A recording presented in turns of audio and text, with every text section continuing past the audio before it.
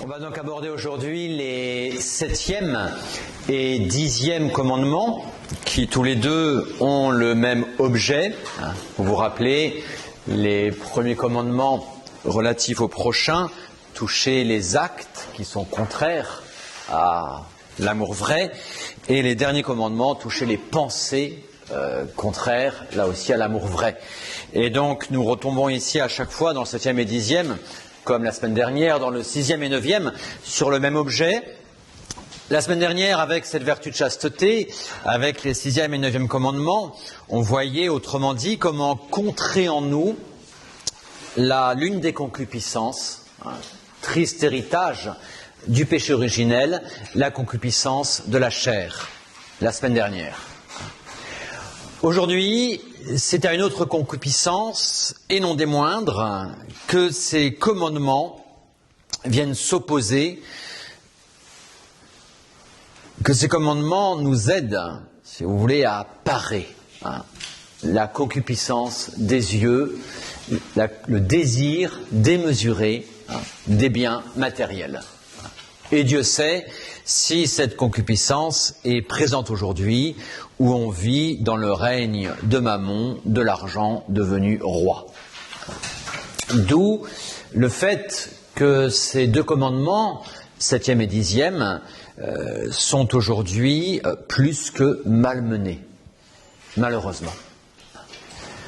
D'où la nécessité de bien faire le point dessus pour ce qui nous concerne, nous, notre conduite personnelle, et ne pas se laisser embarquer finalement par la mentalité moderne, mauvaise, éloignée du bon Dieu.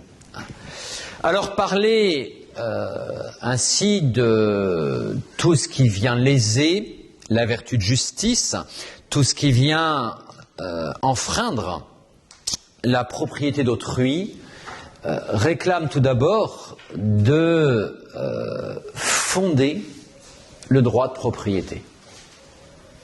Nombre d'idéologies assez diverses aujourd'hui nient ou rêvent plutôt de l'abolition du droit de propriété. Vous aurez le plus connu qui est le communisme, évidemment, le socialisme sous toutes ses formes. On a eu bien avant toutes ces philosophies utopiques également, d'un monde parfait où tout serait à tous, le communisme idéal, bisounours. Toutes ces idéologies-là sont en fait basées sur une négation ou un oubli du péché originel. Le droit de propriété, on va commencer par là, le fonder. On verra ensuite ce qui vient le léser. Et en troisième partie, comment et quel devoir nous avons de réparer, de restituer lorsque nous avons lésé un droit de justice. Donc attaquons directement avec la première partie, fonder ce droit de propriété. Existe-t-il? Est-il voulu par Dieu? Ou est-ce un arrangement simplement humain sur lequel l'homme aurait la capacité de revenir pour son plus grand bien? Non, le droit de propriété est concrètement voulu par Dieu. On le retrouve tant dans le droit naturel que dans le droit divin. Autrement dit, il est conforme à la nature des choses, d'une part, et d'autre part, dans la loi divine, si jamais il y a un commandement « tu ne voleras pas », c'est bien que la loi divine reconnaît le droit de propriété. Bon. Qu'est-ce que c'est que ce droit de propriété? Il faut peut-être commencer par le définir. C'est le droit. C'est le droit qu'a une personne de jouir et de disposer à son gré des choses qui lui appartiennent, pourvu bien sûr qu'il n'en fasse pas un usage contraire au droit naturel ou au droit divin. Pourquoi cette définition? Il y a un mot qui est essentiel. Des choses qu'il a à sa disposition. Ici, on s'oppose, l'Église, comme le droit naturel, s'oppose à la conception romaine du droit de propriété, qui était un droit absolu chez les Romains, et un droit qui pouvait porter même sur les personnes, qui devenaient des choses dont on était propriétaire. Ça a été l'esclavage au sens strict. Non, d'après le droit naturel, et donc d'après la loi de l'Église, le droit de propriété ne porte que sur des choses marchandes. Autrement dit, un être humain ne peut jamais être l'objet d'un droit de propriété. Jamais. Ce qui définit l'être humain, c'est justement qu'il agit par lui-même. Et donc cette liberté intérieure que lui seul, dont lui seul dispose, dont lui seul est responsable. Je peux avoir, on le verra par contrat, un certain droit de propriété sur le travail de quelqu'un. C'est un contrat de travail. Mais ça, c'est du quantifiable, c'est du mesurable. C'est ce qui va distinguer un serviteur d'un esclave. Heureusement que votre patron n'a pas un droit de vie et de mort sur vous. Ce serait un petit peu embêtant quand même. S'il avait un droit de vie et de mort sur vous, ça veut dire qu'il serait comme propriétaire de vous. Les Romains l'estimaient. Les Romains estimaient de la même manière que les enfants étaient propriété des parents. Et donc un enfant, tant qu'il était mineur, était sous le pouvoir absolu de son père, qui avait un droit de vie et de mort sur l'enfant. Cela, ce n'est pas le droit de propriété. Ça nous paraît complètement désuet aujourd'hui dans nos sociétés occidentales. Malheureusement, ça n'est pas partout dans le monde, alors qu'il est. Et pour nos sociétés occidentales, il y a quelque chose qu'il importe de rappeler, c'est que le corps humain n'est pas quelque chose de monnayable. Le corps humain est nous-mêmes. Il fait partie de nous-mêmes. Et donc je ne peux pas avoir un droit de propriété sur le corps d'autrui, ni même sur le mien.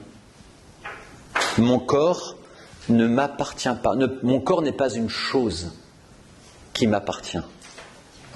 Mon corps est une partie de moi. Il est un élément qui m'est essentiel.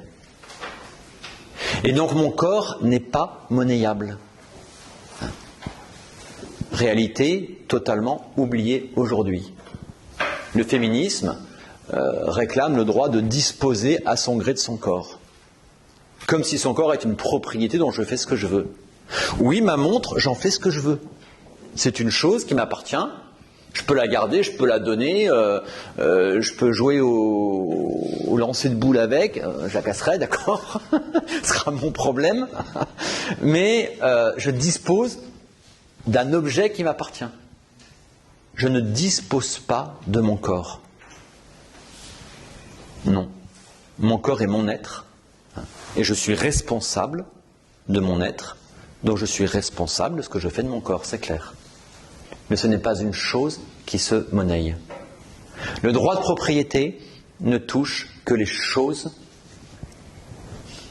quantifiables, mesurables, échangeables. Vous voyez l'importance déjà de cette définition, ça cadre bien où est le droit de propriété et où il n'est pas. Alors, oui, ce droit de propriété, ainsi défini, il est conforme à la nature concrète de l'homme aujourd'hui. Avant le péché originel, la question, j'ai envie de vous dire, ne se posait pas. Pourquoi ? Parce qu'il y avait dans l'être humain une ordination parfaite de toutes les vertus et de toutes les facultés de l'homme. Et que les biens matériels sont là pour faire du bien était non seulement une évidence, mais cette réalité, de par la grâce qui habitait Adam et Ève, et leur descendance, s'ils n'avaient pas péché, eh bien, aurait fait que tout aurait été vécu dans l'harmonie et dans la paix. Malheureusement, il s'est passé quelque chose. Avec le péché originel, nous avons tous hérité de ces blessures du péché originel. Rappelez-vous, les 4 blessures, l'ignorance, la malice, la faiblesse et les 3 concupiscences, dont la concupiscence des yeux. Et la propriété privée est une nécessité qui découle de cette concupiscence des yeux. Pourquoi ? Parce que Dieu, lorsqu'il nous confie une mission, eh bien, veut que nous ayons les moyens de cette mission. Lorsqu'il confie à des parents des vies humaines, leurs enfants, eh bien, Dieu va donner à ses parents et veut que ses parents aient les moyens de subvenir aux besoins de leurs enfants. Qu'ils aient la possibilité de les loger, ainsi de suite, ainsi de suite. Ouais. Donc, vous voyez, ce droit de propriété, il est inhérent à notre nature humaine concrète, blessée par le péché. Et également, c'est suite au péché originel, comme châtiment du péché originel, que nous avons le devoir de travailler à la sueur de notre front. Heureusement que le travail mérite salaire. Si le travail ne méritait pas salaire, on n'avancerait pas tellement, quoi. Il n'y a qu'à voir certains qui s'estiment dans un cocon sécurisé quant au travail, ils ne fichent plus rien. C'est clair. Et donc, le salaire aide à travailler. Il serait injuste que le fainéant, qui ne fait absolument rien, ait autant que celui qui se démène. Ça serait un désordre auquel on assiste, en partie, dans nos sociétés plus que socialistes, où quelque part, les travailleurs qui sont au SMIC, ou à peu près, triment davantage et ont plus de mal que certains qui ne fichent absolument rien avec toutes les subventions qu'ils ont. Il y a un désordre objectif dans la société. Donc heureusement, il est naturel, il est juste au niveau naturel que le travail mérite salaire. La propriété privée est naturelle à l'homme. Vous ne pouvez pas l'enlever si vous n'enlevez pas le péché originel. C'est pas possible. C'est impossible.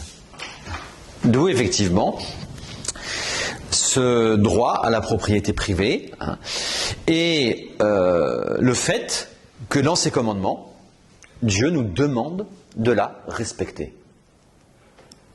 Tu ne déroberas pas le bien d'autrui. C'est donc autrui peut être propriétaire. C'est révélé. C'est révélé.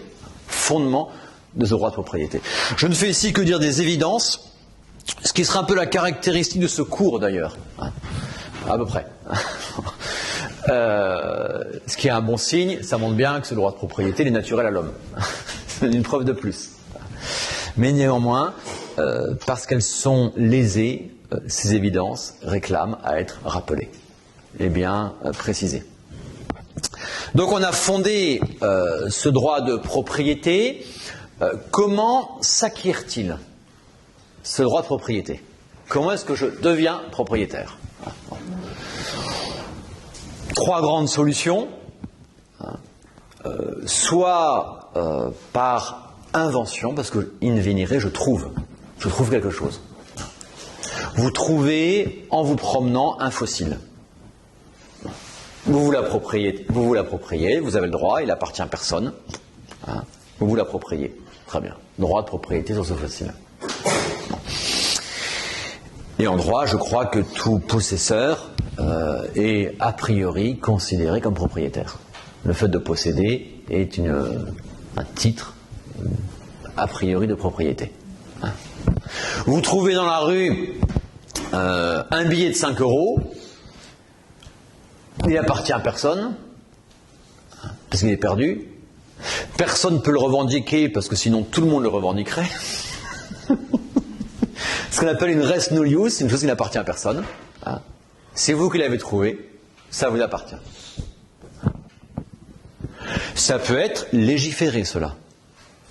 Par exemple, quand vous trouvez un trésor, il y a des lois, selon les pays, qui vont cadrer, dans ces cas-là, dans quelle mesure l'inventeur est le propriétaire du terrain est propriétaire, l'État est propriétaire. Tout ça, ça va être légiféré, précisé. Mais l'invention, la découverte d'une chose, est un droit de propriété, va fonder un droit de propriété. Bon.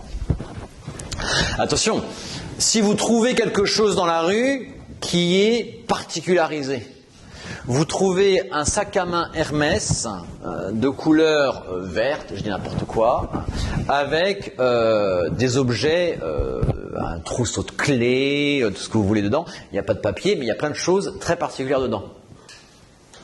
Là, le propriétaire peut être retrouvé. C'est pas le billet de 5 € que tout le monde peut revendiquer. Donc, dans ces cas-là, on a un devoir de retrouver le propriétaire. C'est pas forcément à vous d'enquêter, ça serait un peu compliqué.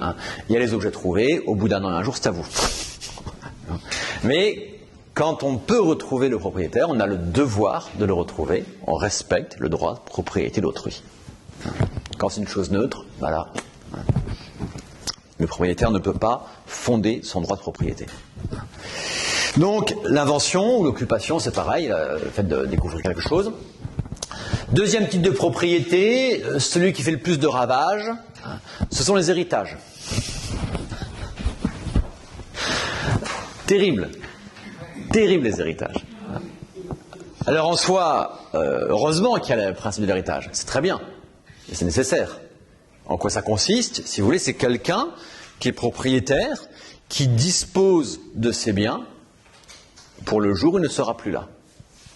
Donc, le principe de l'héritage, il est bon, il est nécessaire, il est normal. Très bien. Maintenant, dans les faits, combien de familles sont profondément déchirées à cause de l'héritage? Pour 1 mètre carré de terrain en plus ou en moins, pour faire des bricoles, le tableau de la grand-mère, enfin voilà quoi. Ça vous montre, pour moi c'est peut-être le clignotant le plus impressionnant de la présence de la concupiscence des yeux dans l'être humain. Combien on est prêt à détruire le bien spirituel d'un point de vue humain. Je dis bien d'un point de vue humain naturel. Le plus important, l'union de la famille, et tout ça pour un bout de chiffon. Ou pour une petite pierre de rien du tout que les gens appellent diamant. Ouais, terrible. Ouais. Bon. Mais néanmoins, effectivement, l'héritage nous donne un droit de propriété. C'est une transmission du droit de propriété. C'est évident. Troisième titre de propriété, peut-être le plus courant que vous utilisez quotidiennement, c'est le contrat. Le contrat de vente, le contrat de travail, tout ça. Le contrat de donation entre vifs, c'est un contrat, écrit ou non écrit. Si jamais je vous donne un cadeau, il n'y a pas d'écrit, mais il y a un contrat implicite, réel, mais non écrit. Si jamais je vous donne 100 000 euros, bon, je vous rassure, je ne les ai pas, là, il y aura un contrat écrit, obligatoire, ne serait-ce que pour le fisc, qui récupère sa part, évidemment, quand c'est 100 000 euros. Voilà, donc tout ça, si vous voulez, c'est le droit de propriété en lui-même. Pas très compliqué, ce ne sont que des rappels tout simples, mais qui sont nécessaires pour la suite. Venons-en, surtout maintenant, à ce qui va nous prendre plus de temps.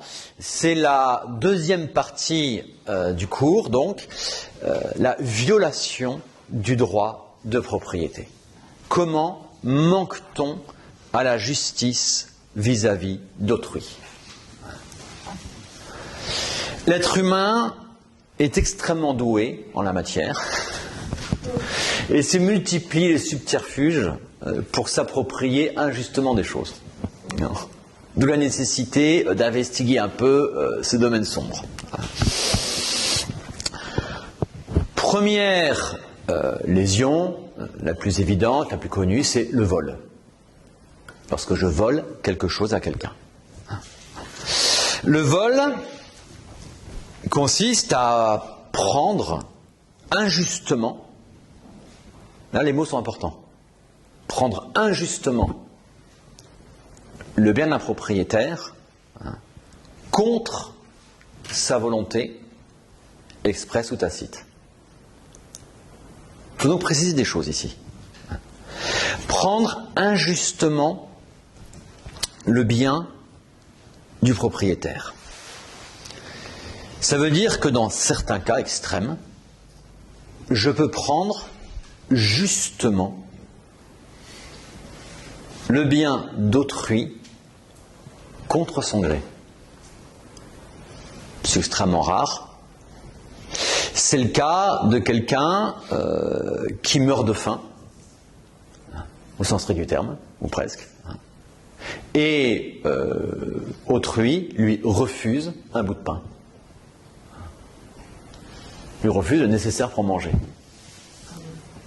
Eh bien, le moribond a le droit de prendre de quoi survivre à cette personne-là contre son gré. Dans ces cas-là, ce n'est pas du vol parce que l'autre a un devoir d'assistance à personne en danger. Et ce devoir d'assistance en personne en danger, il ne le remplit pas. Donc l'autre le remplit pour lui, si vous voulez, en gros. Ce n'est pas injuste. Ça peut arriver dans d'autres circonstances, ou ça m'est déjà arrivé une fois. En montagne, en haute montagne. En haute montagne, dans les Alpes, vous avez une loi qui oblige, dans les alpages, l'hiver, à laisser toujours un bâtiment ouvert. C'est obligatoire. Pourquoi ? Parce que si en plein hiver, quelqu'un est pris dans une tempête, eh bien qu'il puisse se mettre à l'abri le temps que la tempête passe. Un jour, ça nous est arrivé, on est en montagne, le sale temps arrive, c'est costaud. Dans ces cas-là, on redescend au plus vite au premier alpage, premier bâtiment connu, et on arrive, bâtiment fermé. C'était le seul. Eh bien, sans complexe, on a fracassé le volet d'une fenêtre, on est rentré dedans pour se mettre à l'abri. C'est juste. Il y a un devoir de survie. Et on n'a nullement à réparer le volet de la personne après. On peut le faire si on veut, mais on n'y est nullement tenu. Parce que ce n'est pas injuste. C'est pour un bien supérieur, le bien d'une vie. Une vie vaut mieux qu'un volet, quoi. Tout simplement. Ça reste des cas très rares. Donc, prendre injustement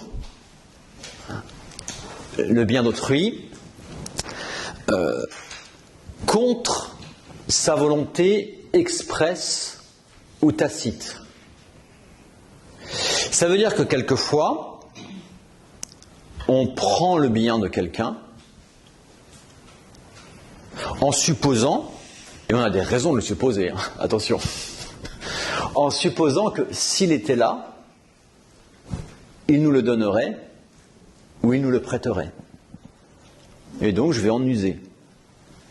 Ça arrive plein de fois. des enfants vis-à-vis des parents, vous êtes au bureau, votre voisin de bureau n'est pas là, votre ordinateur tombe en panne, vous allez utiliser le sien, bon en général c'est le bureau de société donc ça marche pas, mais voilà, vous allez emprunter quelque chose à autrui parce qu'il n'est pas là, vous savez que s'il était là il vous dirait oui, il n'y a aucun problème, c'est évident.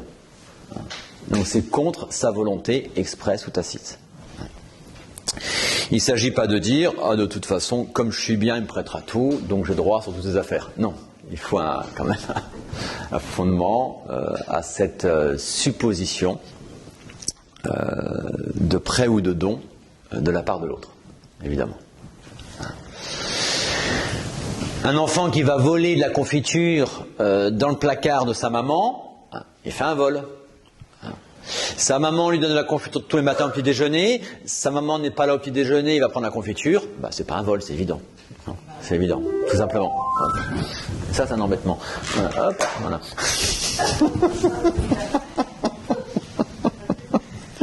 Il rappellera, c'est comme ça.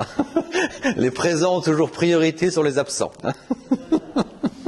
Ceux qui se déplacent sur ceux qui restent chez eux. Voilà.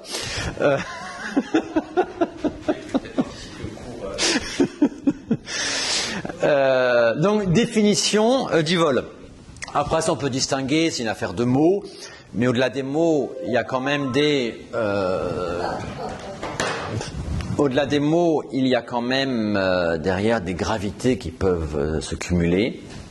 On va appeler l'arcin le vol fait avec violence. Dans le larcin, c'est fait sans violence. La rapine, c'est le vol avec violence. Et puis la fraude, c'est le vol par tromperie. Donc la fraude est doublée d'un mensonge, évidemment. Et le vol avec violence, eh bien, est doublé d'un manquement au cinquième commandement. Donc la gravité change, évidemment, les péchés se multiplient, on peut dire, mais quant à la justice, c'est la même chose. C'est la même chose.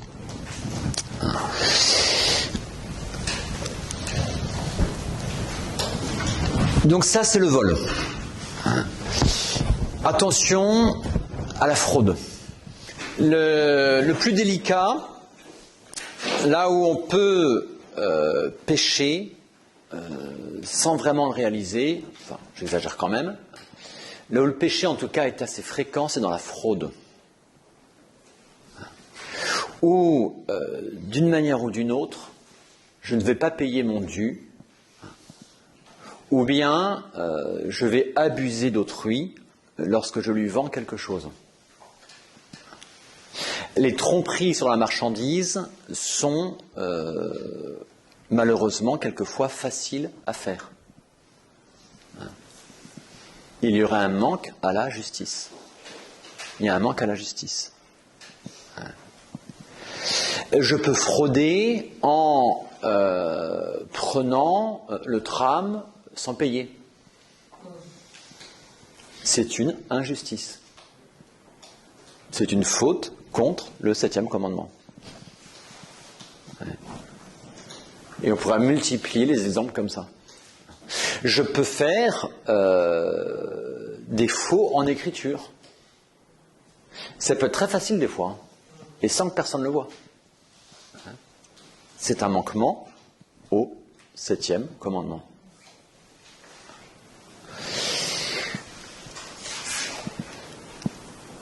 Vous voyez, la fraude, malheureusement, elle est assez facile à faire.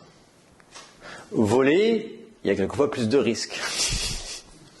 La fraude, certaines fois, il est très facile de la sécuriser complètement. Est-ce qu'il y a un niveau de fraude ou c'est la moindre fraude Ah non, la fraude est toujours un péché.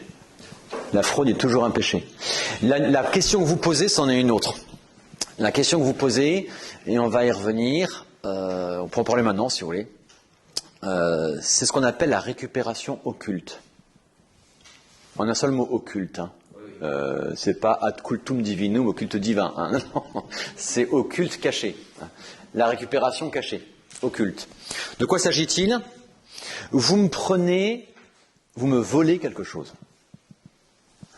Bon. Vous refusez de me le rendre, vous êtes un grand baraquet, et moi un petit maigrelet.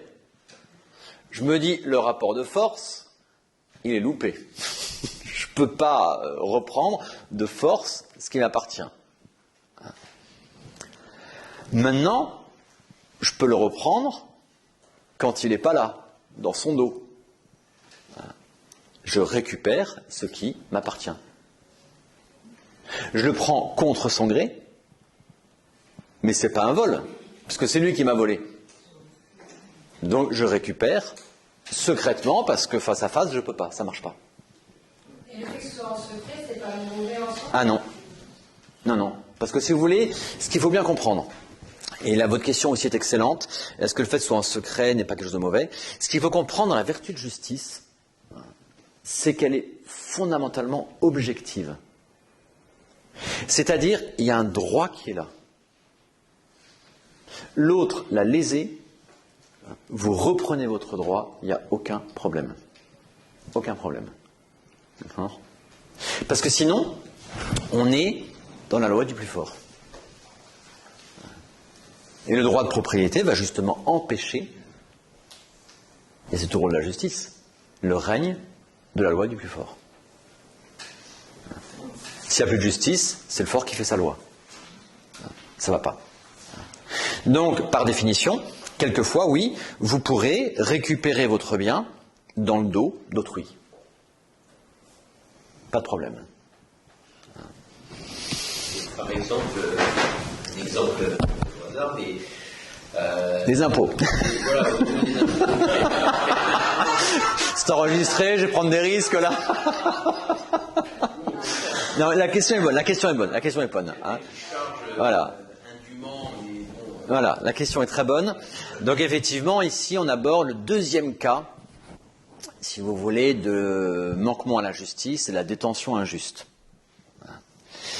Parce que il est très clair que dans la mesure de nos moyens, nous avons un devoir d'impôt. Et ce devoir d'impôt, en fonction de nos moyens, c'est compliqué, c'est-à-dire que ce n'est pas nous le décider, ce serait trop facile. Donc il est normal, et c'est le rôle de la cité, de fixer la mesure de l'impôt. C'est complètement normal. Il est normal que je le paye, parce que quotidiennement, je profite de ce que l'État, la commune, tout ce que vous voulez fait pour moi. Vous avez emprunté une rue propre, normalement, pour arriver jusqu'ici. Vous avez pu rouler avec des feux rouges, ainsi de suite. Bon. Donc, ce bien commun, on en use quotidiennement, ne serait-ce qu'au niveau matériel. Donc, il est complètement normal que nous payions les impôts. Donc, nous avons un devoir à l'impôt. Après ça, l'État peut très bien organiser des niches fiscales, aucun problème. Il vous dira, voilà, vous faites un don à telle association. Cette association est justement d'intérêt général. Donc c'est comme si vous payez une partie d'impôt. Donc on vous déduit tant de vos impôts. Tout ça, il n'y a aucun problème. La vraie question que vous me posez, peut-on frauder avec les impôts? La question que vous me posez, c'est est-ce que lorsque l'État fixe l'impôt, est-ce qu'il prend injustement une part de mes biens ou pas? Autrement dit, est-ce que l'impôt est toujours juste? La question, c'est est-ce que je peux charger ma déclaration, la modifier? Tout à fait, c'est la question. La question est là. La question est là. Donc, est-ce que l'impôt est toujours juste? Si l'impôt est toujours juste, je ne peux rien trafiquer de ma déclaration, c'est très clair. Donc la vraie question, c'est est-ce que l'impôt est toujours juste ou pas? Là-dessus, les moralistes, dès un Saint Alphonse de Liguori, vous répondra que malheureusement, l'impôt, de par le péché originel, de par la cupidité inhérente à nos gouvernants, qui sont rares d'être entièrement vertueux. Des Saint-Louis n'existent pas tous les jours. Hein. Et quand il y a un Saint-Louis, tous ses subordonnés fonctionnaires ne sont pas forcément des saints également. Hein. Donc, malheureusement, il y a toute une part de l'impôt qui est détournée pour l'intérêt privé, subjectif, de ceux qui détiennent l'autorité. Et donc, les moralistes ont toujours considéré qu'une certaine part de l'impôt pouvait être considérée comme injuste. Ils ont toujours considéré ça.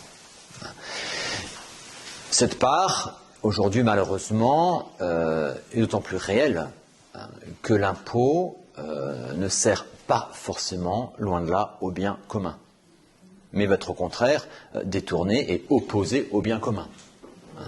Alors, dans des mesures en proportion, je ne suis pas un financier, ça serait un financier de le dire, hein. Sans nous, c'est des mesures infimes en proportion, mais il est évident, si vous voulez, quand on favorise l'avortement et qu'on le rembourse, il y a un problème. Il y a un problème, ça va directement contre le bien commun, contre le bien individuel. Donc, la part d'impôt qui m'est prélevée pour payer l'avortement, ça va être 0,0, je ne sais pas combien, 1%. Hein. Mais il y a un côté injuste. Donc, en ce sens-là, sous cet aspect-là, dans cette mesure-là, oui, je peux réaliser de la récupération occulte. La récupération occulte, attention, ça veut dire que je reprends mon bien à celui qui le possède. C'est pas parce que j'ai un droit de récupération occulte que je vais dire « Ah bah tiens, donc du coup je paye pas le train ou je paye pas le métro ». Parce que c'est pas la SNCF, c'est pas la RATP, c'est pas, je sais plus comment ça s'appelle, Nice, Azur ou je sais pas trop quoi là, qui va fonctionner mes impôts. Non, c'est pas la même personne morale. Donc je ne pourrai jamais récupérer comme ça mon bien. Hein. Maintenant, qu'un entrepreneur ne déclare pas intégralement tout son chiffre d'affaires, ça, en soi, dans une certaine mesure, c'est la récupération occulte. Il n'y a pas de problème. Il n'y a pas de problème. Là, je vais faire attention. Dans ce domaine-là, il peut y avoir des injustices. Oh, il faudra tout couper, là. Ah, je suis grillé, prison, tout. Hein. Là, il n'y a pas de problème moral, j'entends. D'accord. Après ça, juridique, c'est autre chose. Vous allez prendre, là, c'est votre problème. D'accord. Et vous devrez payer. Hein. L'opposition, vous devrez payer le redressement, c'est clair. Hein. Là, je vais faire attention, c'est que dans ces domaines-là, je peux, sous prétexte d'une récupération occulte, léser le droit d'un tiers. Là, il faut faire drôlement attention. Il y en a certains, par exemple, ils vont dire, moi j'embauche au noir, hein, comme ça je ne paye pas les charges sociales. Et donc je récupère. Attention. Parce que là, il y a les droits légitimes du travailleur qui sont lésés. Que ce soit la sécurité sociale, que ce soit les caisses retraite, que ce soit les assurances en cas d'accident. Là, attention. Hein. Travail au noir, vrai problème. Vrai problème moral. Attention. Non. Ce qui n'est pas la même chose, le travail au noir, si vous voulez, il y a un cas. Je pense qu'on peut l'utiliser à petite dose. C'est quelqu'un qui légalement n'a pas le droit de travailler en France. C'est un immigré qui arrive et qui n'a pas encore le droit de travail. Il faut qu'il vive, il faut qu'il mange. Le contrat de travail, dans ces cas-là, ne relève pas du pouvoir civil. Ça ne vous empêche absolument pas de poser un contrat de travail particulier, privé, strictement privé avec lui, pour l'aider. J'insiste bien, pour l'aider. C'est pas pour l'exploiter. Attention, ce sera une injustice à nouveau. On est à la détention après le vol, on en est à la détention injuste du bien d'autrui. La pire des détentions injustes du bien d'autrui, c'est l'un des péchés qui crie vengeance contre le ciel, c'est le patron qui ne paye pas son ouvrier. Vous avez là-dessus des abus monumentaux, où notamment c'est connu dans les restaurants, parce qu'on embauche et on débauche en moins de 2, où on va volontairement employer des étrangers comme ça en situation irrégulière ou qui sont juste encore en visa de loisir, de séjour de loisir. On va les embaucher une semaine, 10 jours, on les met dehors sans les payer. On leur paye 50 € pour une semaine de travail. Là, il y a une injustice grave. Injustice grave. Détention injuste du bien d'autrui. Donc détention injuste, vous voyez, c'est retenir un bien qui ne nous appartient pas, ne pas payer son ouvrier, ne pas rendre ce qu'on nous a prêté. Vous avez des gens, on leur prête des choses, ils vous le rendent 15 ans après, s'ils sont encore en contact avec vous. Assez courant. On voit ça par exemple, un cas très concret, les bibliothèques de prieuré. Alors c'est pour ça maintenant on a très souvent 2 bibliothèques. On a la bibliothèque du prieuré pour les membres de la communauté et ça on prête jamais les livres. On a la bibliothèque pour les fidèles, on prête, si ça revient pas on se dit bah tant pis quoi. On est prêt à ça, voilà. Mais attention à la détention injuste. La détention injuste, c'est encore le recel. Ce qui a été volé, on le garde. Il y a un double péché contre la justice. Il y a le péché d'avoir volé et il y a le péché de garder injustement le bien d'autrui. Et on va voir, ça va nous amener tout à l'heure au devoir de restitution.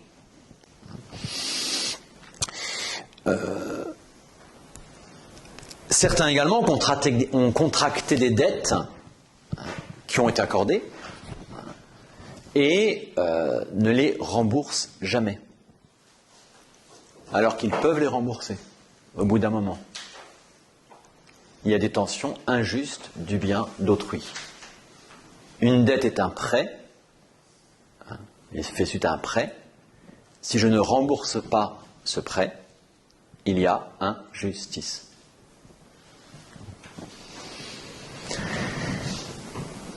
Ça peut se faire là aussi de manière très légale.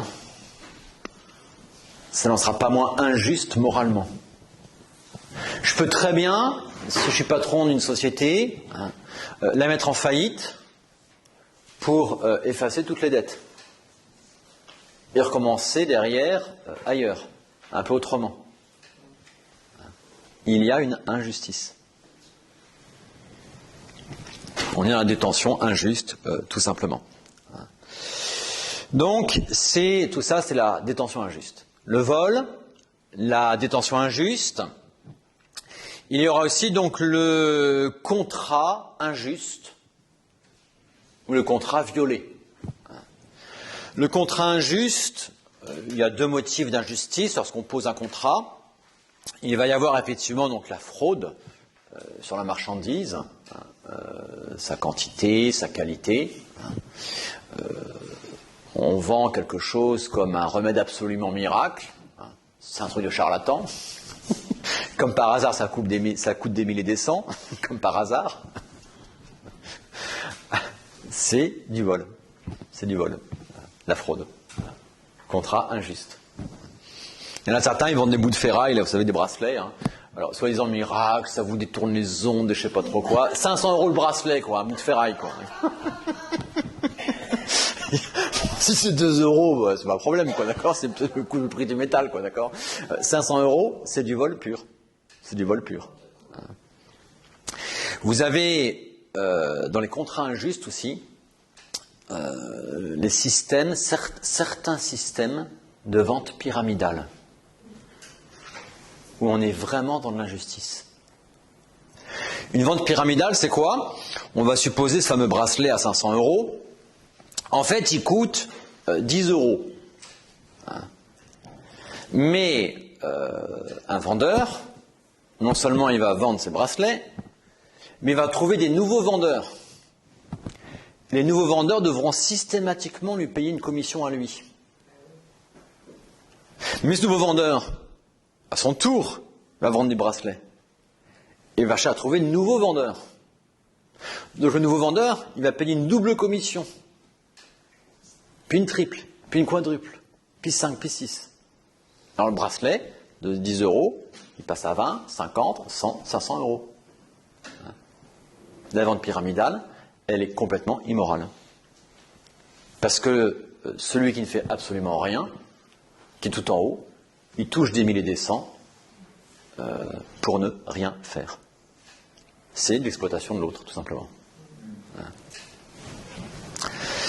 Donc le principe pyramidal, on est aussi là en détention injuste du bien d'autrui. Et donc quand on signe ces contrats-là, en contrat frauduleux, quoi. Donc contrat injuste, il peut être comme ça par la fraude, il peut l'être également, c'est tout le problème de l'usure, où on va profiter de la nécessité de l'autre pour lui faire payer le maximum. Alors que ce soit l'objet lui-même ou que ce soit sur un prêt, le prêt à usure. On est là aussi sur un abus du bien d'autrui et donc une détention injuste du bien d'autrui. Et on a le droit de ne pas régler ces intérêts exorbitants? Alors, est-ce qu'on a le droit de ne pas régler ces intérêts exorbitants ? Si jamais, aujourd'hui, donc, c'est la loi civile qui à chaque fois va déterminer le taux du prêt. Un prêt à usure, d'un point de vue légal aujourd'hui, c'est un prêt qui va dépasser le taux légal. Non. On n'est jamais tenu de cela. De le payer, on est sur une détention injuste. Celui qui nous a prêté nous a réclamé ce taux de manière injuste. Donc on n'est pas tenu de le payer, bien sûr. Tu dis quand même de le rembourser, mais pas au taux qu'il demande. Ah, exactement, on rembourse au taux légal, pas plus. Alors il y en a qui jouent entre les deux, qui jouent les limites un petit peu. Ça va justement tous les prêts à consommation. Attention, touchez jamais à ces choses-là, les prêts à consommation. Le nombre de personnes qui se sont surendettées à coup de prêts de consommation, ils en font un premier, puis un deuxième pour rembourser le premier, puis un troisième pour rembourser le deuxième, et les intérêts montent. Des intérêts qui sont très hauts, et à la fin, la personne est incapable de rembourser. Alors, donc légalement, on peut se retourner par une procédure de surendettement qui va soit réétaler la dette, soit en supprimer une partie, soit en supprimer tout, mais ce qui va être avec quand même des grosses contraintes pour la personne surendettée. Donc, ne touchez jamais à ces choses-là. Et dans ce cas-là, moralement, on est tenu, mais moralement, on est tenu quand même. Vous avez expliqué le côté moral et le côté... Voilà. Alors, si jamais quelqu'un est en procédure de surendettement, est-ce qu'on est tenu moralement de rembourser si jamais le surendettement est accordé ? Le surendettement est accordé, le juge a parlé, c'est la justice son affaire, on se plie à ce que dit le juge, point final.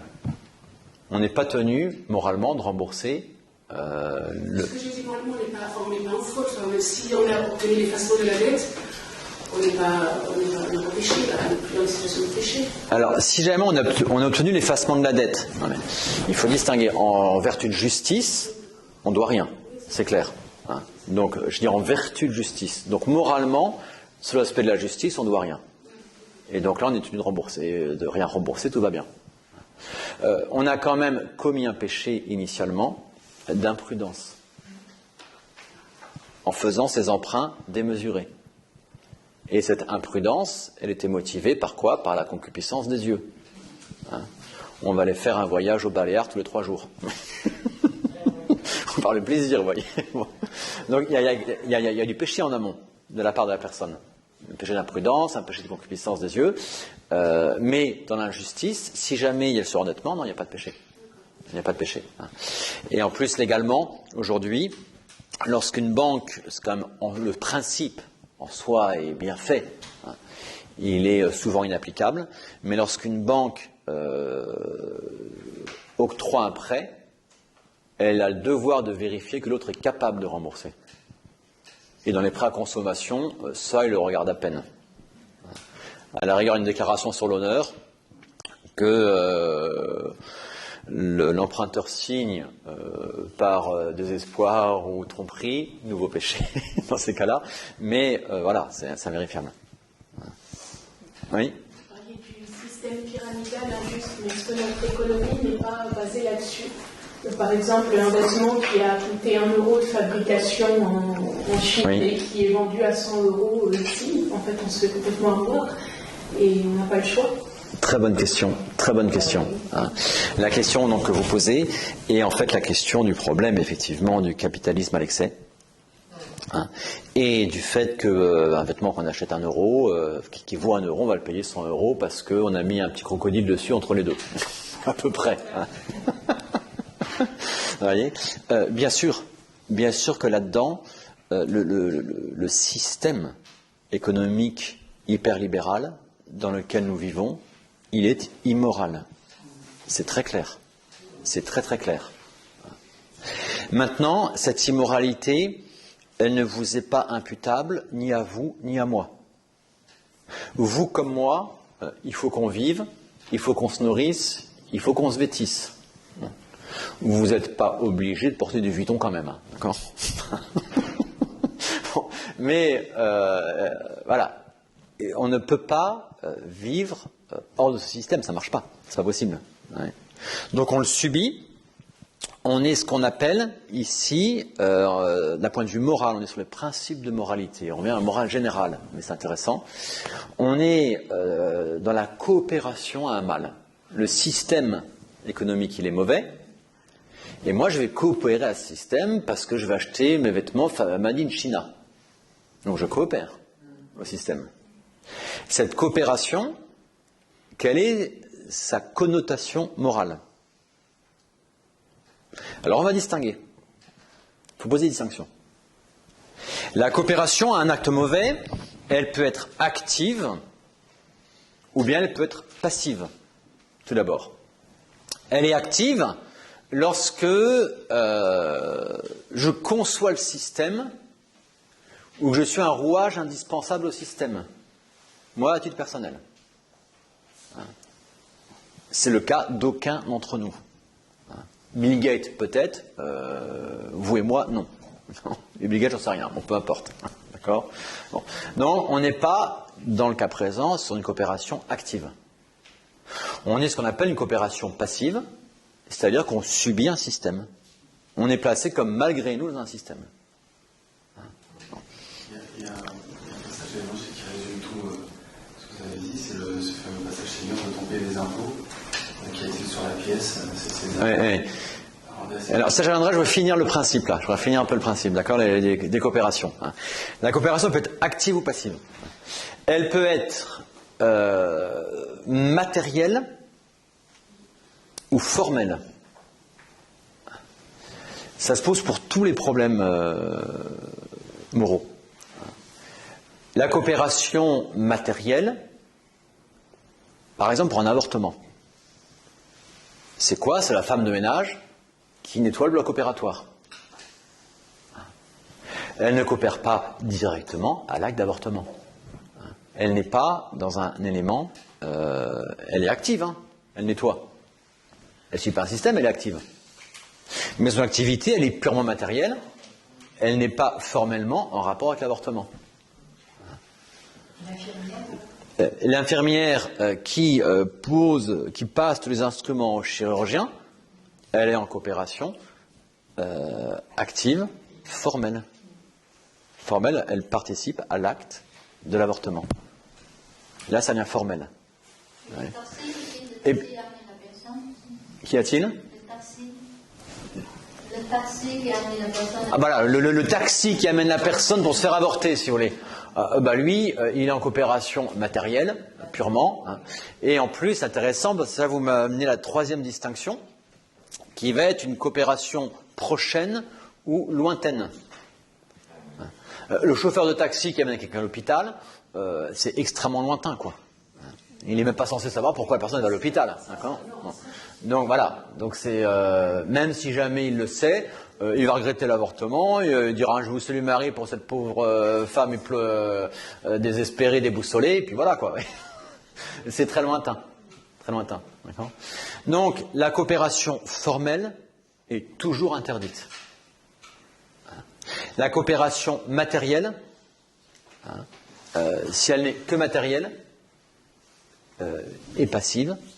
Je reviens ici au cas qui nous intéresse, passive, matérielle, éloignée.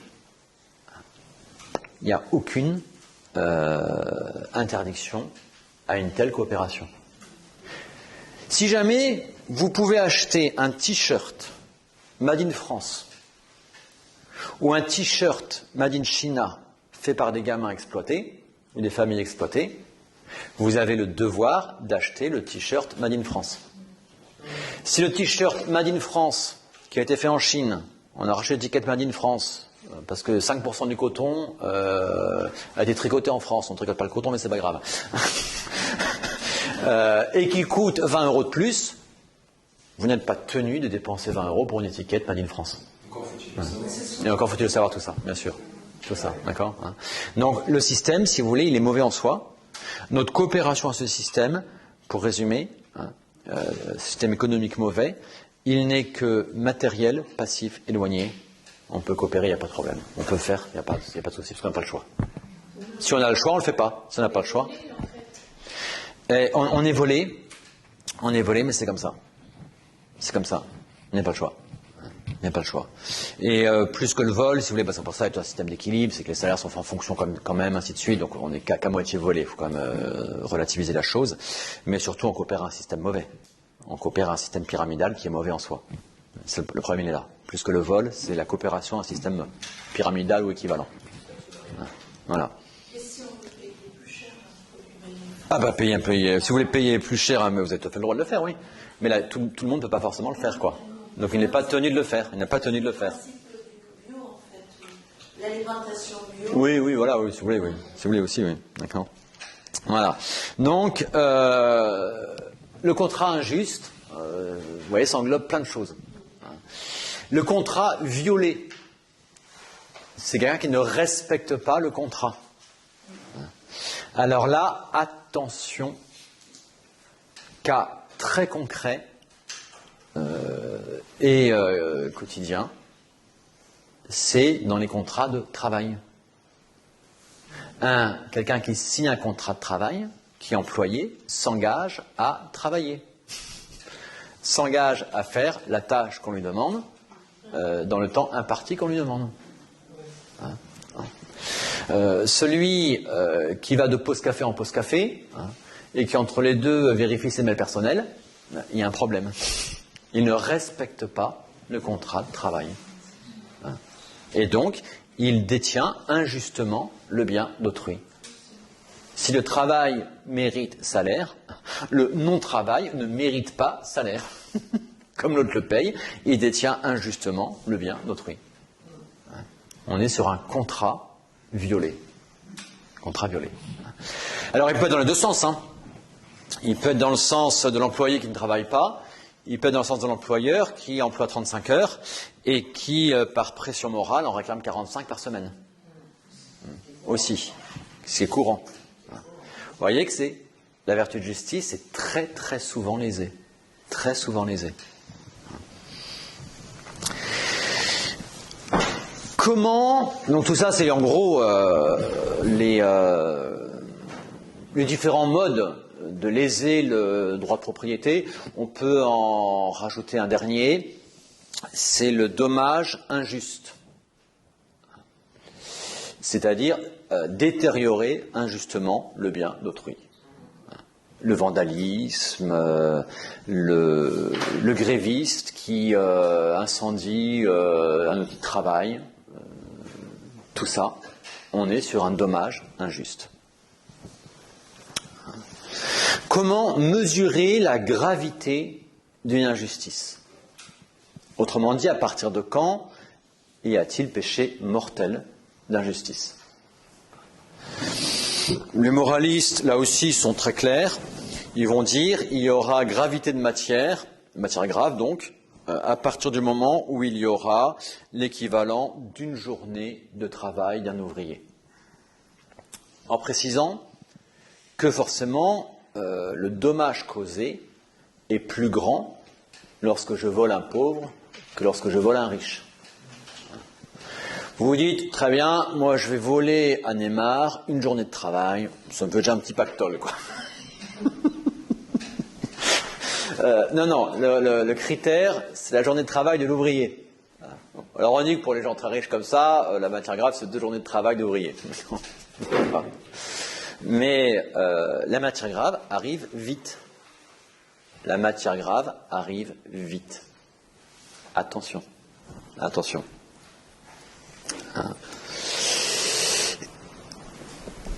Quand on parle de matière grave, une journée de travail, c'est une journée de travail d'un coup que je vole, ou bien un vol à répétition organisé comme tel, et qui globalement dépasse largement ces sommes.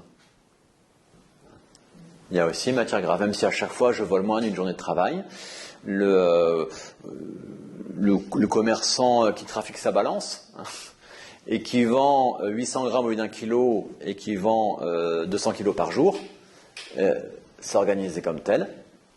Chaque 200 grammes qu'il vole, il n'y a pas matière grave.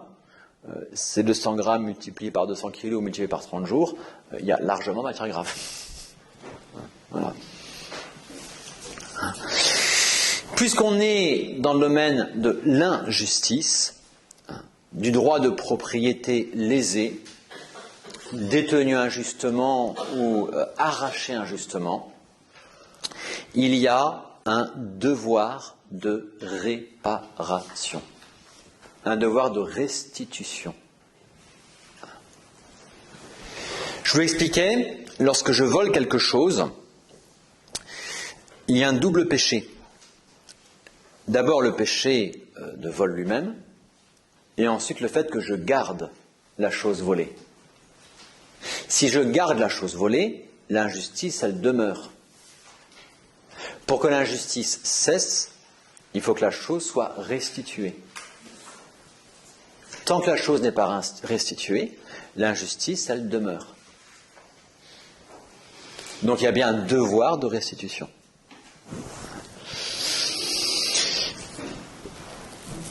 Ce devoir de restitution, il incombe, il y a tout un ordre, il incombe d'abord au détenteur de la chose volée, qui n'est pas forcément le voleur. Autrement dit, vous achetez quelque chose, ou on vous donne quelque chose, et vous avez un doute sérieux, fondé donc, c'est pas une certitude, mais vous avez un doute avec des fondements, une suspicion réelle, que c'est un objet volé. Vous n'avez pas le droit de le garder sans rien faire. Vous n'avez pas le droit. Ça m'est arrivé concrètement une fois, j'étais dans un prieuré, et quelqu'un passe en voiture me proposait à la vente des objets liturgiques, ornements, choses comme ça. Bon. Puis il y avait des belles choses, vraiment des belles choses.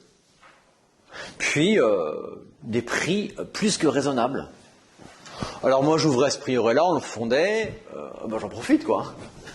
Et j'achète effectivement 2-3 choses. Puis je lui demande quand même, mais ça vient d'où bien voilà, c'était le curé, il m'a vendu son fonds de sacristie, des choses qui ne lui servaient plus. Je dis très bien, moi ça va largement servir. Ces iconoclastes qui brûlent tout, moi je récupère et on l'utilise bien. Parfait, je suis tout content. Puis il repasse 2 mois après, à nouveau avec une série d'objets. Et vraiment beau. Et proportionnellement pas cher du tout. Non. Je me dis, alors je lui demande sa carte de visite, je lui demande son adresse, tout ça. En gros c'est une boîte postale ou à peu près. Bon. Alors là, il y avait un doute réel. Doute réel. Ouais. Et donc je ne pouvais pas rester comme ça, détenteur de ces objets, même si je les avais payés. Je n'ai pas le droit de rester en possession d'une chose qui appartient à autrui. Et donc il y a un devoir d'enquêter. Alors, on prévient les services de police concernés. Il y a un centre national pour les objets d'art volés. Il y a des sites internet, tout ça, ils vous mettent ça dessus. Et non seulement ils ont fait ça, puis ils m'ont dit, non, ce gars-là, quand il vous prend rendez-vous la prochaine fois avec vous, vous prenez le rendez-vous, vous nous prévenez, nous on se met en embuscade. C'était la course-poursuite.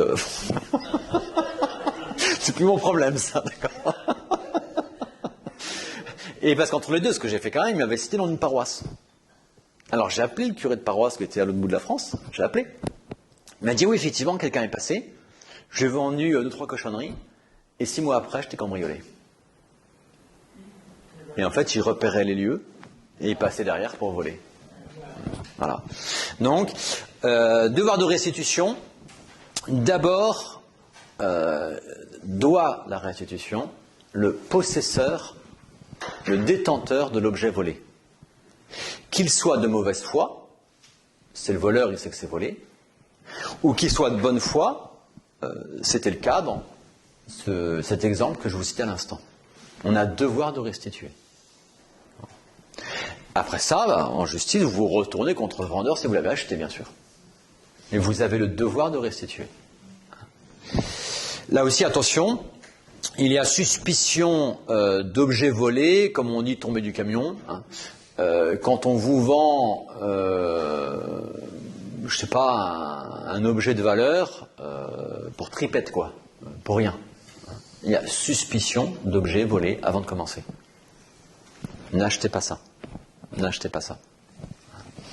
Même si c'est un super affaire, le coup du siècle. Non. Et quand il y a impossibilité de restitution, parce que ça fait... On va y arriver. On va arriver à la comment restituer. On va y arriver. Là, je vous dis d'abord qui doit restituer. D'accord ? Le devoir de restituer. Ensuite, qui doit restituer. Si jamais, donc d'abord, doit restituer le détenteur de l'objet volé. De bonne foi, de mauvaise foi. Doit ensuite restituer si jamais l'objet a été perdu, par exemple, ou a été abîmé, consommé, cassé, ce que vous voulez.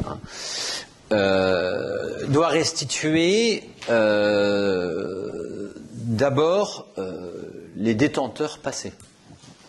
Si vous êtes de bonne foi, l'objet s'est détérioré, vous n'êtes tenu à aucune restitution parce que de bonne foi. Si vous êtes de mauvaise foi, donc vous savez que c'était volé, voire vous avez participé directement au vol, l'objet s'est détérioré, vous avez quand même devoir de restitution. C'est la différence entre la bonne foi et la mauvaise foi. Quant à la restitution. On doit exprimer que, par exemple, son bien volé ou qu'on ne sait pas... Alors, comment restituer, je vais y arriver aussi. D'accord ? Là, je regarde qui doit restituer, on va voir qui doit restituer, comment restituer, et à qui restituer, on va voir tout ça. Et ensuite, ce qui dispense de la restitution. On va voir tout ça. Parce que c'est des cas, vous voyez, assez précis, et quelquefois, malheureusement, très concrets. Si jamais les détenteurs présents ou passés s'ils sont détenteurs injustes, ne restituent pas, doivent restituer, doivent réparer le tort causé, ceux qui ont commandité le vol. D'abord eux. Et ensuite, ceux qui ont exécuté le vol. Il y a à la fin, même ça peut être le cas, des gens qui ont participé activement au vol sans voler directement. Ceux qui ont prêté le camion, sachant très bien ce qui se passait, vous voyez, par exemple. On doit restituer un droit lésé. On doit. Et si les premiers ne le font pas, c'est aux seconds de le faire. C'est comme ça. Donc cela vaut tant pour ça vaut pour le droit de propriété lésé sous toutes ses formes, que ce soit le vol, la fraude, le dommage, détention injuste et tout ça.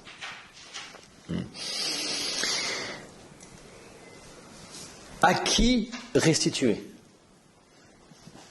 Bien sûr, fondamentalement au propriétaire, c'est du bon sens. Quelquefois, il arrive que le propriétaire est inaccessible. Il y a plusieurs cas possibles, soit parce qu'il est mort, soit parce qu'on ne sait pas qui c'est, j'ai volé, je sais pas, un objet particulier, mais sans marque du propriétaire, qui traînait par là. Je sais pas qui est le propriétaire. Je peux quand même, dans ces cas-là, aller le déposer aux objets perdus, quand même. Bon. Soit parce que j'ai volé en supermarché, par exemple, et le supermarché, dans son truc informatique, il n'y a pas prévu la ligne restitution. Il y a prévu la ligne 3% de perte, dans laquelle ils vont mettre, ou 5% de perte, je ne sais plus, dans laquelle ils mettent effectivement la part de vol. Mais donc, comptablement, vous ne pouvez pas restituer à un supermarché. Si jamais c'est votre enfant de 5 ans qui vole une sucette au supermarché, en justice, vous n'êtes nullement tenu d'aller la rendre au supermarché. En charité pour l'éducation de votre enfant, vous avez un devoir de ramener l'enfant au supermarché. Tu vas rendre la sucette à madame. Ça va calmer le gamin. Le but, c'est pas que le supermarché récupère sa sucette, parce que la dame, elle pourra pas le remettre en circuit, comme ça. Les comptabilités de chaque jour ont été faites, les stocks de chaque jour ont été faits, elle pourra pas le remettre dedans. Hein. Mais pour l'éducation de votre enfant, vous avez un devoir. Si jamais la personne est inaccessible, si jamais elle est morte, je dois quand même m'enquérir de ses héritiers. Autre cas, je vous dis le cas que j'ai eu, quelqu'un qui va voler dans qui va voler un magasin, une chaîne par exemple. Il va voler, il fait un braquage, et il va voler la caisse du McDo d'à côté. Et puis il se convertit 10 ans après, 15 ans après, sauf que le propriétaire du McDo, le gérant, il a changé 10 fois depuis. Bon. Mais donc restituer, c'est impossible. Dans ces cas-là, je ne peux pas rester le détenteur injuste d'un objet qui ne m'appartient pas. Je ne peux jamais garder cela. Qu'est-ce que je vais en faire? Je vais le donner en aumône. La logique est la suivante, c'est que le mérite de l'aumône reviendra au propriétaire de la chose. C'est comme si la personne avait fait elle-même l'aumône de cela. Comme je ne peux pas lui restituer matériellement, je vais le faire par des bonnes œuvres, en fait. La logique est là. Mais je dois toujours restituer. Même quand la personne, dans ces cas-là, quand la personne est inaccessible, je dois quand même restituer. Je ne suis nullement tenu de me dénoncer. Nullement. Donc je peux restituer en douce. De même que je peux récupérer de manière occulte le bien qu'on m'a enlevé, je peux de manière occulte remettre le bien que j'ai pris. Évidemment. Évidemment. Et heureusement. Je ne suis jamais tenu de me dénoncer. En matière de justice pour ces choses-là. On peut aussi, dans cette logique-là, restituer par un tiers. Vous vous confessez d'un péché de vol, ça m'est arrivé. Quelqu'un qui avait volé une voiture. Il m'a remis les clés, et on a restitué à la gendarmerie locale. Voilà, voiture volée, tel endroit, plaque d'immatriculation de temps, voilà les clés. Et on ne dénonce pas la personne, ça passe par un tiers, le prêtre, voilà. Aucun problème. On peut très bien marcher comme ça par un tiers, c'est tout à fait autorisé. Le principe, vous voyez, on reconnaît sa faute devant Dieu, on s'accuse devant Dieu de ce péché. Et après ça, objectivement, je restitue le droit de propriété. C'est ça qui est demandé. C'est pas de me dénoncer à la personne lésée. C'est de restituer un droit lésé, ce qui n'est pas la même chose. C'est très objectif, la justice. Très objectif.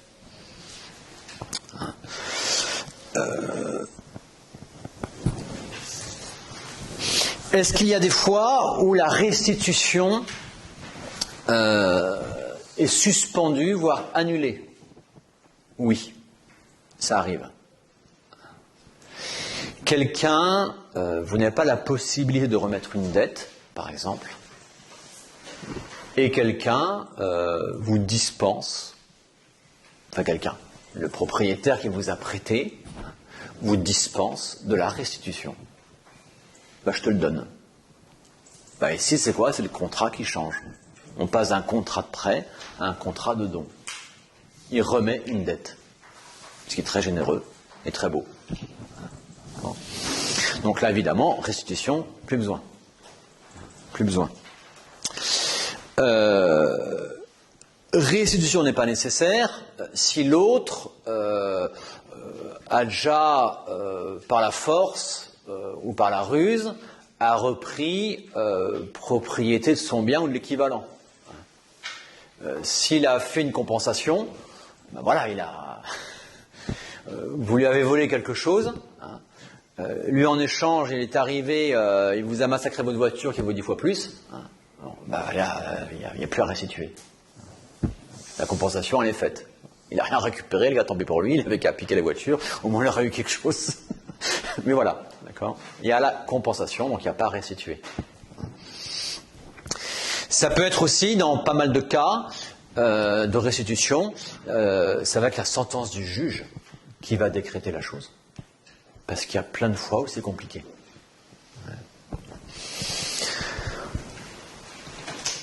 Voilà en gros, si vous voulez, les différents cas où la restitution est supprimée. Elle va être suspendue tant que je n'ai pas les moyens de restituer. À l'impossible, nul n'est tenu. Si jamais je n'ai pas les moyens, je n'ai pas les moyens. Le jour où je les aurai, là oui. Là oui. Malgré la sentence du juge, elle va quand même se baser normalement sur les revenus de la personne et donc sa capacité de remboursement.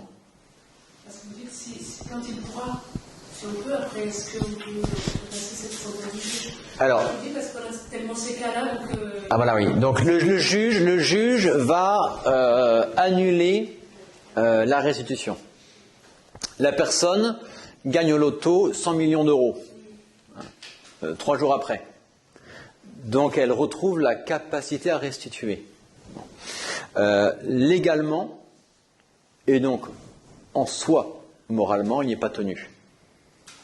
Parce que là, dans les biens matériels, quand c'est comme ça, c'est au juge de déterminer les choses. Maintenant, oui, il peut y avoir des clauses justement quand même dans les décisions juridiques qui sont là. On va supposer qu'il n'y a aucune clause ou que c'est après prescription ou ce que vous voulez. La personne, en justice, je dis bien en justice, n'y est pas tenue de restituer. On est en justice, il n'y est pas tenu. Après ça, il peut y avoir un devoir de charité ou un devoir de droiture personnelle. Ça, c'est autre chose. C'est autre chose. Mais en justice, il n'y est pas tenu. Il n'est pas tenu. Et quand je dis en justice ici, c'est en justice légale et donc morale. Parce que c'est le rôle du juge de déterminer la répartition des biens. Du côté moral, qu'est-ce que vous en pensez moralement? Vous avez pris l'exemple qui gagne 100 000 euros 3 jours après. Oui. C'est qu'il a décidé de justice qui l'exemple totalement de payer ses dettes. Oui. Alors. En parlant, est-ce que je peux considérer que voilà. Je dois quand même rembourser, parce qu'on a des cas, parce que dans les banques, vous avez des personnes physiques qui sont bien sûr, bien sûr. Qui ont vu la dette locative effacée. Est-ce que moi, en tant qu'ancien locataire, je sais que j'ai accumulé un arriéré loyer, j'ai l'effacement de la dette par la commission, je gagne 100 millions d'euros 3 jours après, quelle est la position adoptée? Pas judiciairement parlant, mais moralement parlant. Ouais. Alors, normalement, donc tout le problème que vous soulevez est celui du rapport entre justice légale et justice morale. En justice morale, on considère que la répartition des biens est du rôle de l'État et donc de sa justice.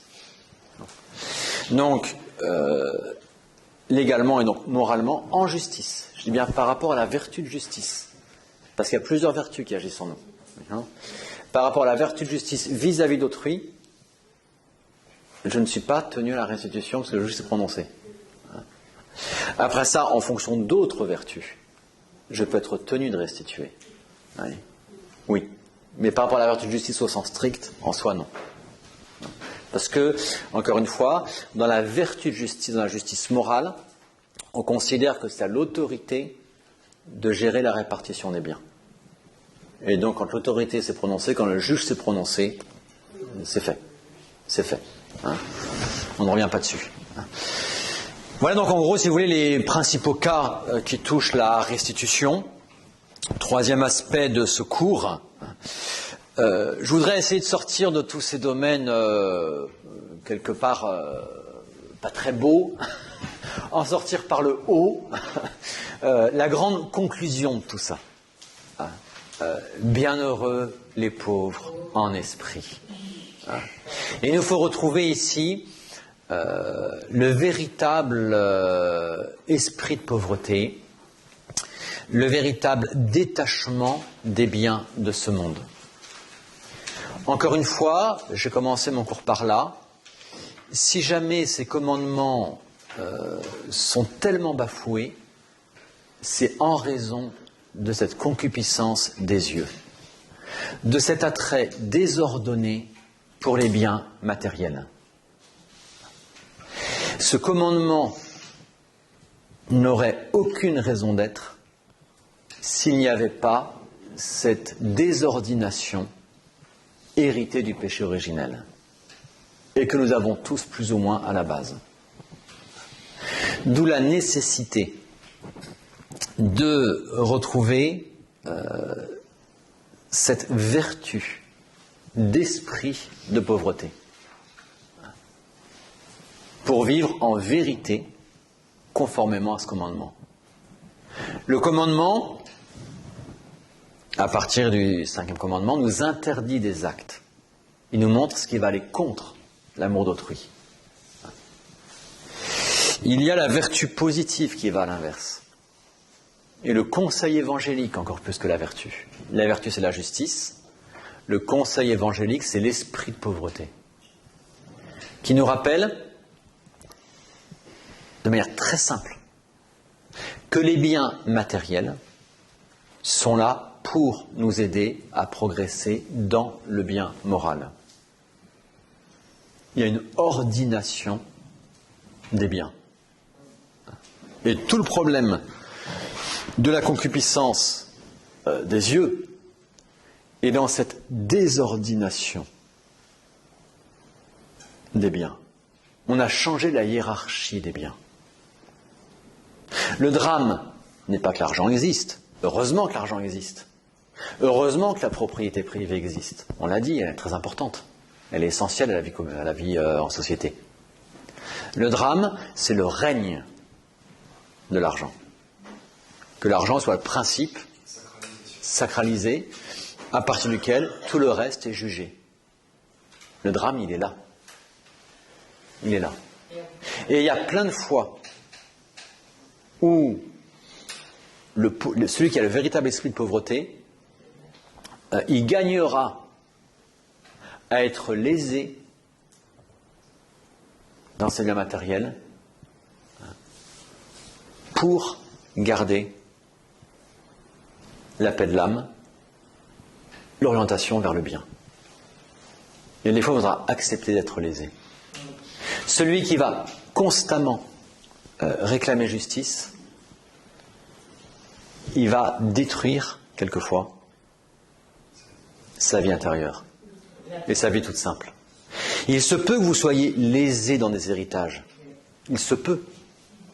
Ça arrive à tout le monde. Que j'ai à tout le monde, il y en a peu qui sont épargnés.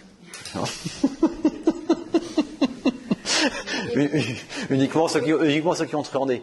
Vous pourrez vous battre toute votre vie contre un membre de votre famille en justice. Vous aurez tout intérêt, dans l'esprit de pauvreté, à subir l'injustice matérielle pour garder une droiture d'âme. Et pardonner, effectivement, et remettre une dette. Il vous doit quelque chose, vous lui remettez une dette. Et puis on ne peut pas aimer deux maîtres à la fois, le bon Dieu et l'argent. Bien sûr, on ne peut pas aimer Dieu et l'argent. C'est le bon Dieu d'abord. Bien sûr. Hiérarchie des biens. Hiérarchie des biens. Tout à fait. Est-ce que ça veut dire du coup, par exemple, d'être rentier, parce qu'on considère par exemple que c'est une confession également. Oui. Qui permet ensuite d'avoir quand même une pratique pieuse et est-ce que c'est mauvais en soi ou pas? Là, on touche à un domaine très complexe. On touche à un domaine très complexe. Est-ce que, parce que si vous voulez, on touche à la nature, notre participation. Le capital en soi, le principe du capital n'est pas mauvais en soi. D'accord? Ce qui peut être mauvais, c'est le rapport capital-travail qui change. Ça peut être mauvais. De fait, le rentier, il a quand même toute une part de travail, quand même.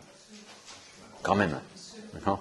Donc, il est normal qu'il tire bénéfice de son travail et de ses biens. Ensuite, vous avez, il y a plein de critères qui vont rentrer dans la question. C'est pour ça que c'est complexe. Vous avez également quelqu'un qui est héritier. Il est héritier d'une grosse fortune. Cette fortune, c'est pas la sienne. Dans l'esprit de pauvreté, l'esprit de pauvreté, c'est intéressant, ne consiste pas à ne rien posséder. C'est pas ça du tout. L'esprit de pauvreté, devant Dieu, c'est de ne pas se considérer comme le propriétaire ultime, mais comme le gérant de biens qui nous sont confiés.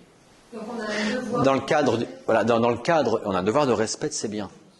Dans le cadre d'une famille qui a un patrimoine, qui soit matériel, financier, ce que vous voulez, immobilier, financier, l'héritier n'est qu'un maillon d'une chaîne.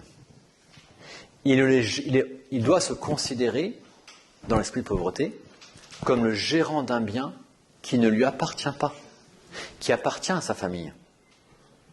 Et ce bien, oui, il doit le gérer. Et c'est un devoir pour lui d'être un gestionnaire de biens, ce que certains appellent un rentier. C'est un devoir pour lui. Vous voyez ? Donc c'est pour ça que la gestion des biens, dit rentier, en soi, il y a quelque chose de bon. Je peux complètement le dérégler. Complètement le dérégler. Et on va dire normalement, comme ça, dans une chaîne familiale, on va dire, le bien que j'ai reçu, je dois le rendre comme tel à mes successeurs et un peu bonifié si je le peux. C'est normal. Parce que de un héritier, il y aura plusieurs enfants. Donc c'est complètement normal. C'est là où c'est complexe, c'est au cas par cas, d'un point de vue moral, et en justice pure. Et on va regarder aussi, si vous voulez, ce qui est permis légalement, ce n'est pas permis légalement. Et dans certains domaines, surtout aujourd'hui, on touche malheureusement, même quand c'est légal, vraiment à la limite du moral. Et ça, c'est un des problèmes. Mais là, je ne vais pas rentrer dedans. Je vais pas rentrer dedans. Non, je pense plus à certaines actions boursières. Et les actions boursières, assez complexes, où à mon avis, on touche à la limite du moral. Mais là, je ne suis pas un spécialiste, je ne me prononcerai pas. Maintenant, mettre quelqu'un sous tutelle, quelquefois, c'est nécessaire. Parce que la personne n'est plus à même de disposer de ses biens. Et elle en disposera de manière complètement déraisonnable. Donc c'est normal. Même sous tutelle peut être normal, tout à fait. On va s'arrêter là parce que l'heure a tourné.